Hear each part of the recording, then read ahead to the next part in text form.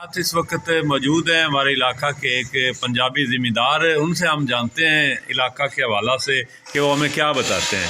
जी बताइएगा चौधरी साहब के आलू की जो फसल है वो आजकल कैसे चल रही है हमारे इलाके में? आलू की फसल तो बहुत अच्छी चल रही है। एक एकड़ से कितने मन जो है वो आलू निकल रहा है?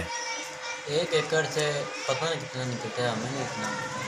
आपने आजकल क्या फसलें काश्त की हुई हैं? हमने तो मक्की और गंदम।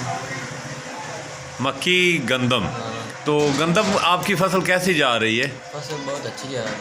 अच्छा ये बताएं कि आजकल वो एक टिड्डी दल जो है उसने हमला किया हुआ है खेतों पर। नहीं, अभी नहीं आई। तो आपके शहर इलाके में आपकी फसलें महफूज हैं? हाँ, तो कौन कितने स्प्रे कर लिए गंदम को? स्प्रे एक भी नहीं किया। गंदम के ऊपर फिर वो जो आ जाता है तेला वगैरह और वो अभी नहीं आता, वो जब निकलेगी तब आता है। अच्छा तो कितने एकड़ गंदम आपने लगाई है? हमने 2.5 किल्ले। अच्छा। 2.5 किल्ले। ठीक 2.5 एकड़। ठीक हो गया। तो कितनी फसलें हैं आपकी, कितनी ज़मीन है इधर? 4 किल्ले। ओके हो गया।